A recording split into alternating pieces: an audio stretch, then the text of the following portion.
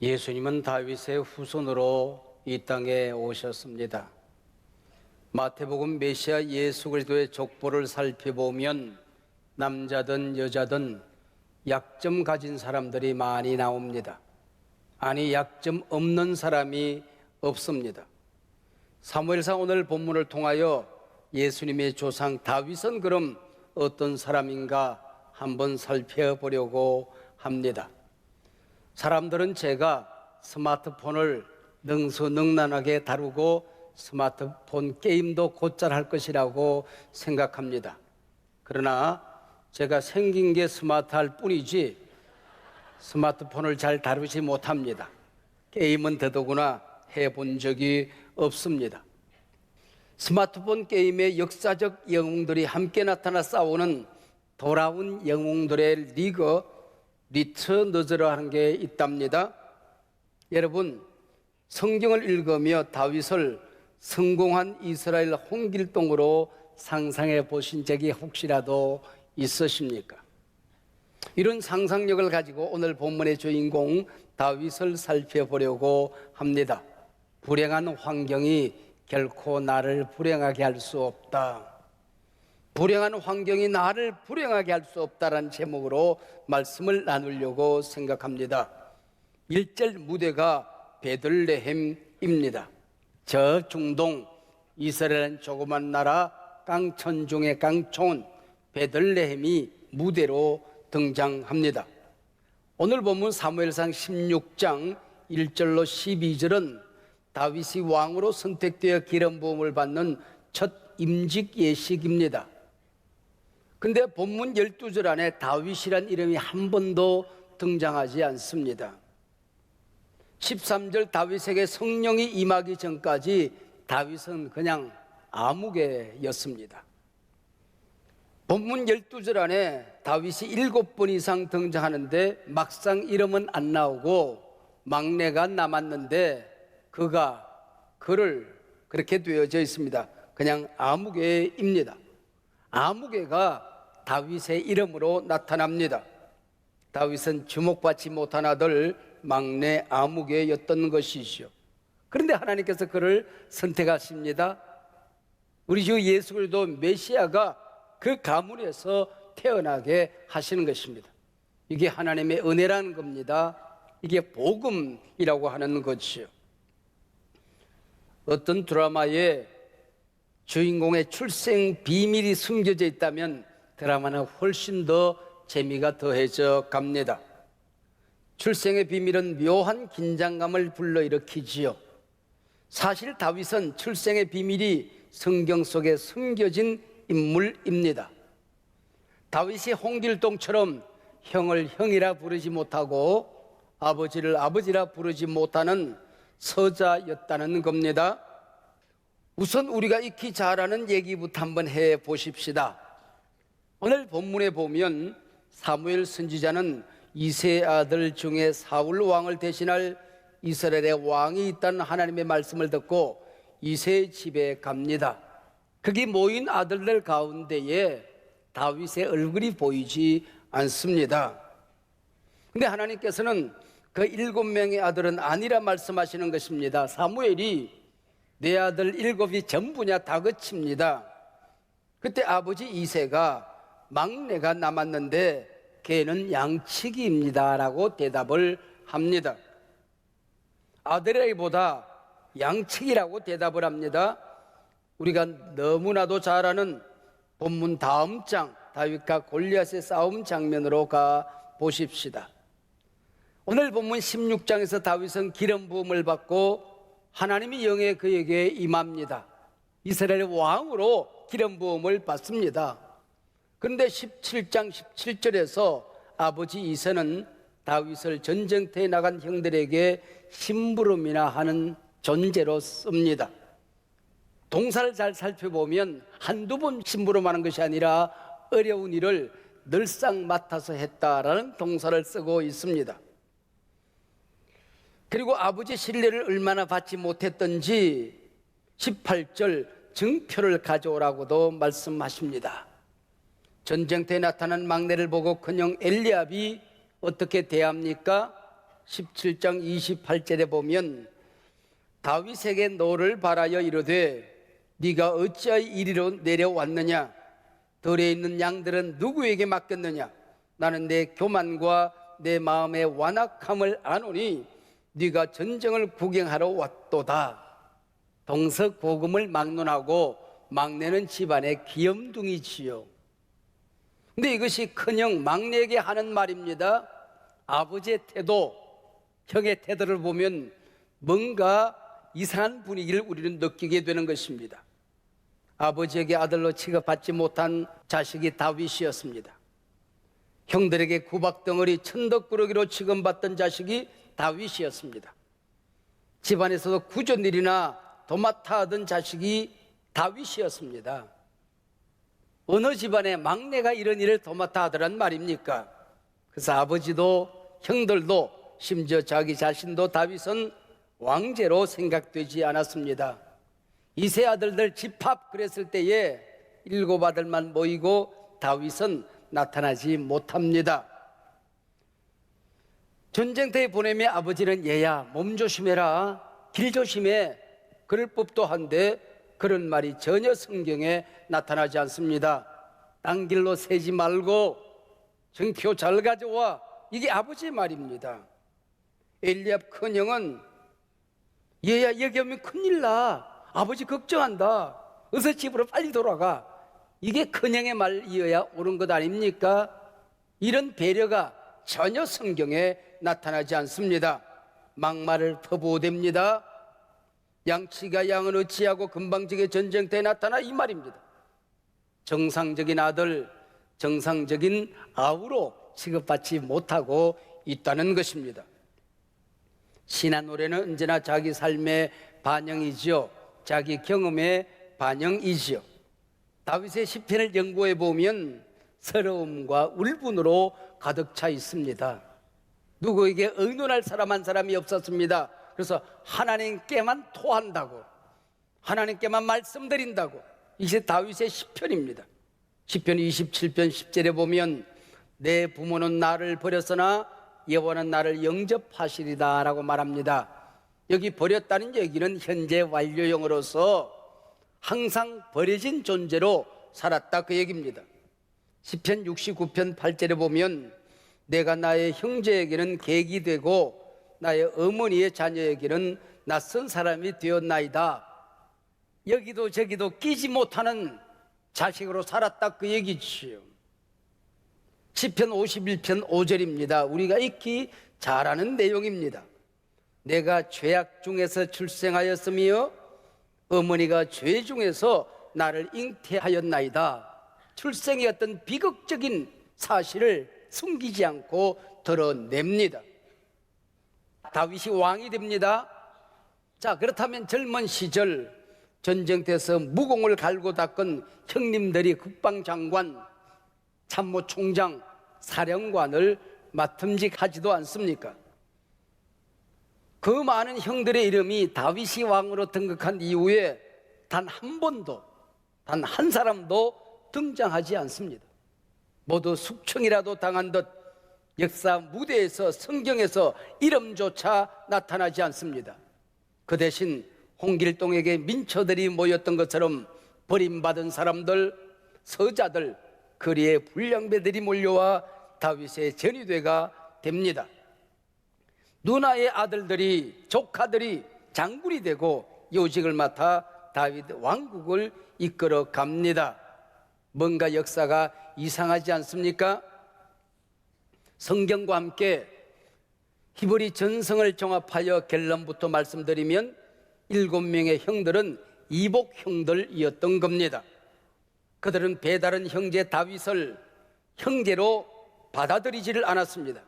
이 석연찮은 다윗 집안의 스캔들을 한번 추적해 보려고 하는 겁니다. 다윗이 하나님의 사랑받는 훌륭한 신앙적 위인이기 때문에 환경이 좋았을 것이라고 생각합니다. 어릴 때부터 사랑받으며 자랐을 것이라고 우리는 상상을 합니다. 그래서 마치 제가 스마트하게 생겼기 때문에 스마트폰을 잘 다룰 것이라고 생각하는 착각과 같은 겁니다. 다윗은 불행한 어린 시절 불행한 환경 속에서 파란만장한 인생을 살아갑니다. 사람 대접받지 못하고 어린 시절을 보내게 되는 겁니다. 자, 역대상 2장 16절 다윗의 두 누나가 나옵니다. 스루야와 아비가일입니다. 그리고 다윗 왕조 실세들, 다윗 조카들이 이제 등장하기 시작하죠. 아비새, 요압, 아사헬 등등입니다. 17절에서는 아마샤가 등장하기도 합니다.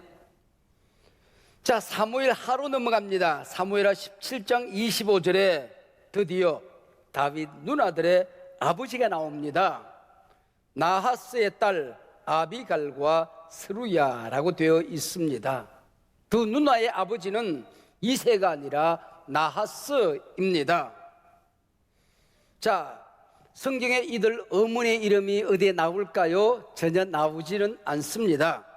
다만 성경 밖 유대 전성에서는 이 어머니 이름이 니체벳이었다고 전해지고 있습니다. 이상의 본문과 히브리 전성을 종합해 보면 나하스는 두 딸 아비가일과 스루야만 남기고 죽습니다.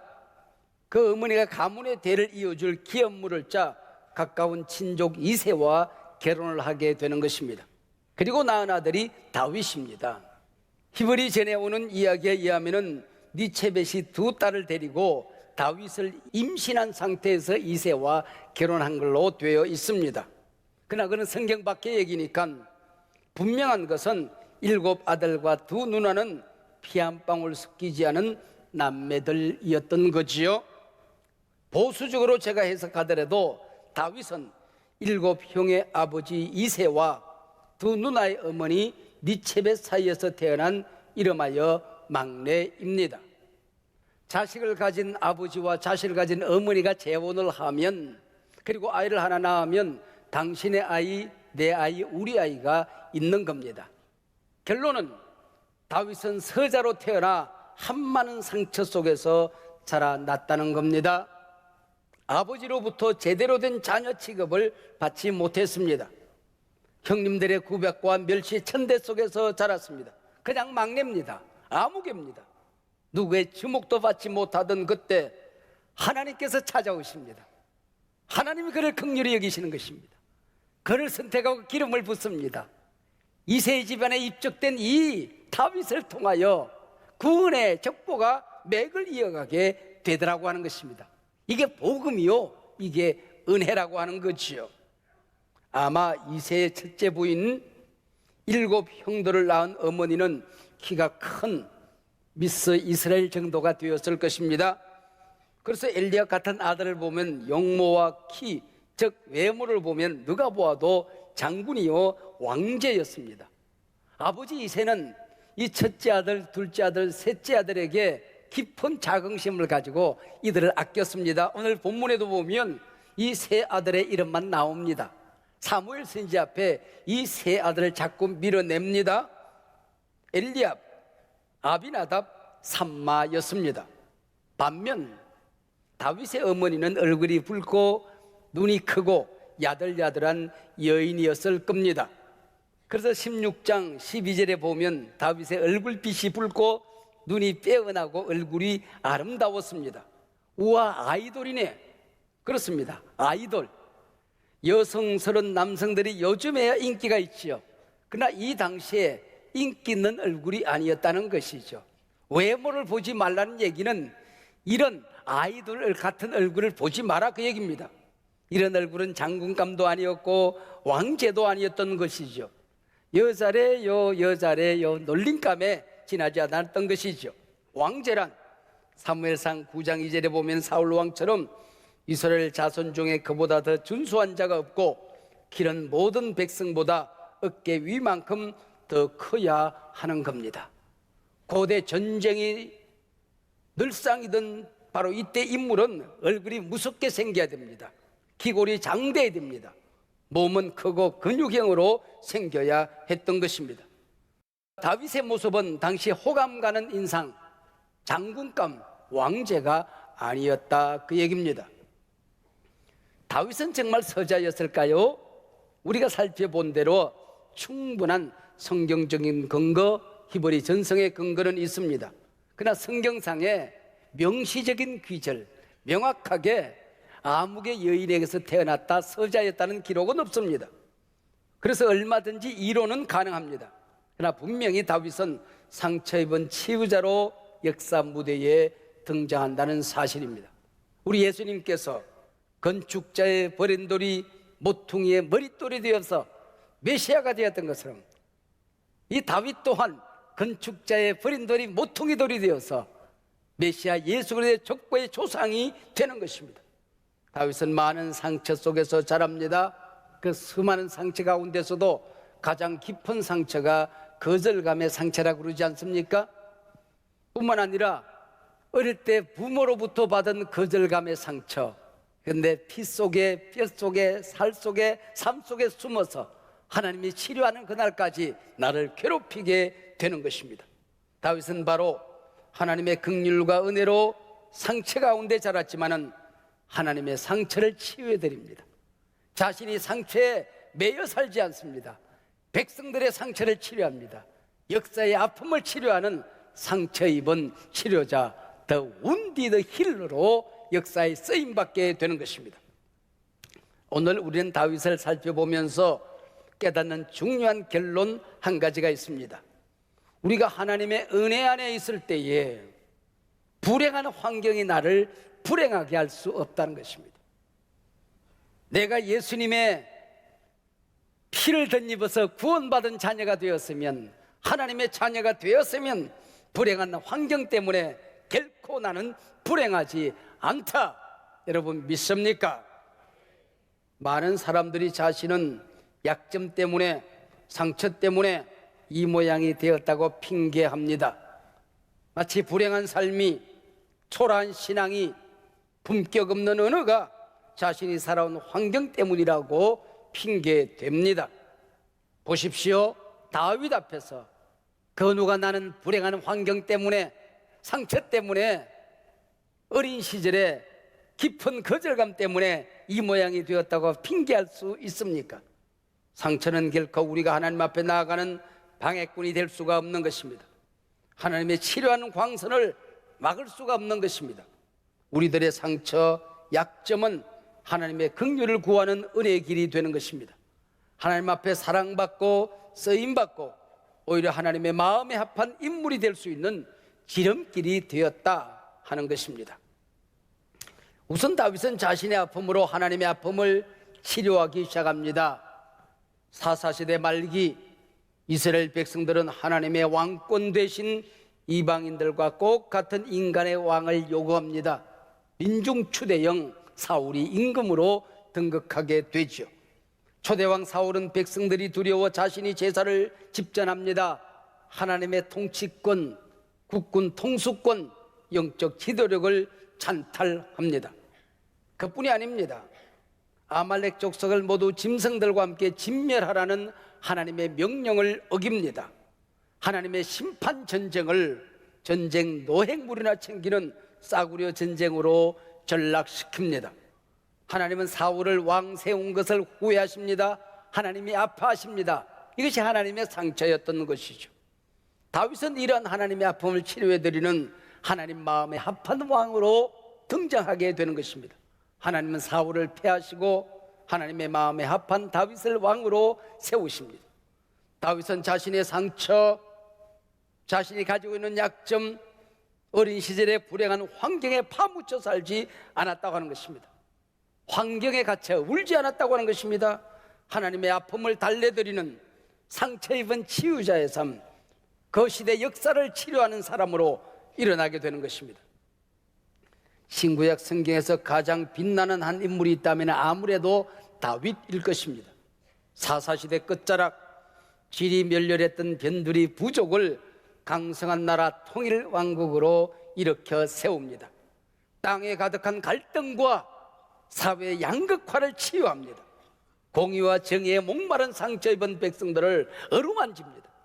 성경의 다윗은 한 개인의 이름 고유명사가 아니라 정의의 상징, 평화의 상징, 하나님이 붙들어 선 사람의 상징, 일반 명사로 바뀌어져 가게 되는 것입니다. 신구약 성경에 자그마치 900번 예수님보다도 더 많은 횟수로 등장을 합니다. 다윗은 실수와 약점, 불행을 하나님의 긍휼로 이겨낸 이신칭리, justification, 믿음으로 의롭다함을 받는 이름으로 등장하게 되는 것입니다. 약점에 매이지 않은 이름, 불행한 어린 시절을 영광의 시대로 만들어낸 이름이 다윗입니다. 그는 오늘 우리에게 말합니다. 행여나 어린 시절 불행했던 기억 속에 살아가는 사람들, 지금도 아픈 환경 속에서 살아가는 사람들, 몸도 마음도 영혼도 모든 환경이 아픈 사람들에게 말합니다. 불행한 환경이 결코 우리를 불행하게 만들 수 없다. 할렐루야. 지난 가을 3주간의 감사 특밤, 20여 명 강사 한 분 한 분 제겐 감동 아닌 시간, 충격 아닌 말씀들이 없었습니다. 그 중에서도 가장 큰 충격적인 감동이 바로 소진영 젊은 찬양사의 간증이었습니다. 우리가 가슴 제맥에 불렀던 그 많은 노래들이 이 젊은 찬양 사역자의 영혼으로부터 나왔다는데 먼저 충격을 받았습니다. 그 노래는 그냥 오선지에 만들어진 노래가 아니었습니다. 공중에서 뚝 떨어진 노래가 아니었습니다. 제 수첩에는 그날의 감동을 이렇게 적고 있습니다. 너의 눈물이 녹아 잉크가 되었구나. 너의 고통이 연걸어 붓이 되었구나. 너의 굵은 눈물방울이 퍼져 오선지가 되었구나. 너의 믿음이 무르익어 은혜의 노래, 희망의 노래가 되었구나. 그날 제 소감을 수첩에 저는 이렇게 적어 놓았습니다. 25살, 꽃 같은 나의 몸이 피곤하여 병원에 갔더니 만성 골수암이랍니다. 항암제를 먹으며 고통과 싸우고 있는데 사랑하는 사람이 나타났습니다. 이 사랑하는 사람에게 애기 하나를 안겨드렸다고 생각하고 항암제 투약을 중단합니다. 오늘 살고 내일도 또 숨을 쉴 수 있을는지, 어린아이 하나를 가져서 또 숨쉬는 아이를 만들어낼 수 있을 것인지, 호흡마저도 다 주의 것이니 이 호흡이 어떤 호흡입니까? 오늘 쉬고 내일 끝장날 수 있는 호흡입니다. 그게 주님의 것이랍니다. 작은 고난에 지쳐도 작은 고난이 뭡니까? 암덩어리입니다. 항암제를 끊고 매일같이 싸우는 전쟁이었습니다. 은혜 아니면 살아갈 수가 없네. 붙들고 매달 것은 하나님의 은혜밖에 없었던 것이죠. 주 나의 모습 보내 상한 나의 마음 보시네.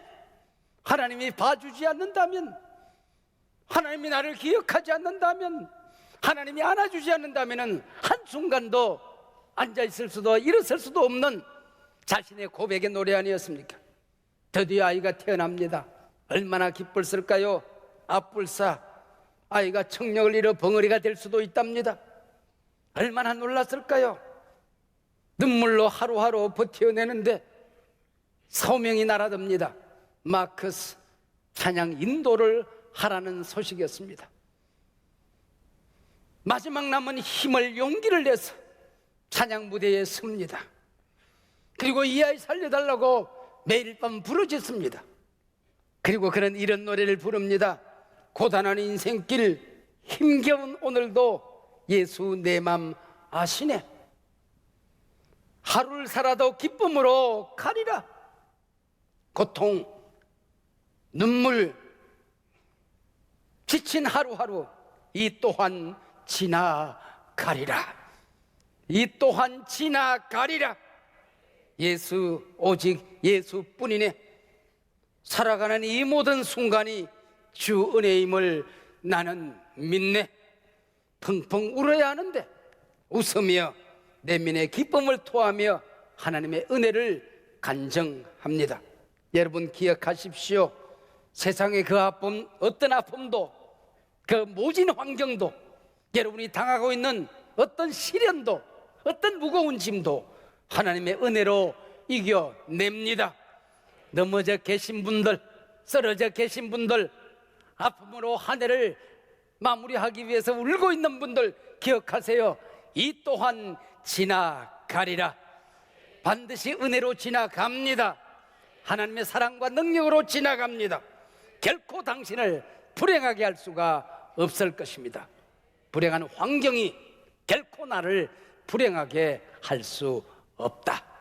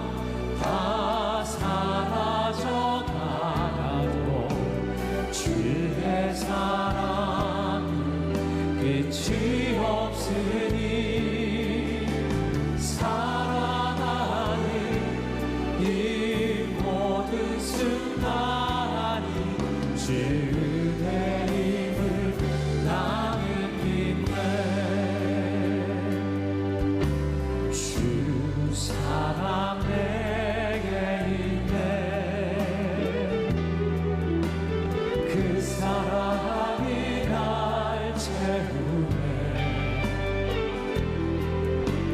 주내 내게 있네. 그대로 날 채우네. 주 사랑 내게 있네. 아멘. 그 사랑이 날 채우네.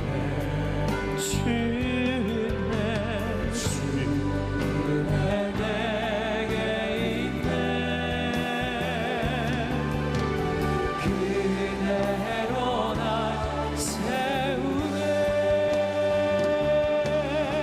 세상 소망 다 사라져 나가고 주의 사랑은 끝이 없으니 사랑하는 아멘.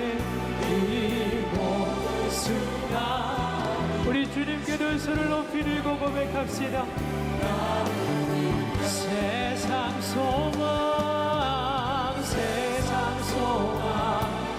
다 사라져 나도 주의 사랑 끝이 없으니 사랑하는 이 모든 순간이 주의 입을 나는 빛내. 세상 소망 다 사라져 나도 주의 사랑 끝이 없으니 사랑하는 이 모든 순간이 주의 힘을 나는 살아가는 이 모든 순간이 주의 힘을 나는 빌네. 아멘. 이제는 우리 주 예수 그리스도의 은혜와 우리 아버지 하나님의 크고 크신 사랑과 성령님의 동행하심과 지키심과 교통하심이 어떤 불행한 환경도, 어떤 나의 약점도, 어떤 아픔도 나를 불행하게 할 수 없다. 우리 주 예수 그리스도 안에서 담대히 선언하고 나아가는 하나님의 자녀, 하나님의 백성들 가운데에 이제로부터 영원 무궁토록 함께하옵기를 간절히 축원하옵나이다. 아멘.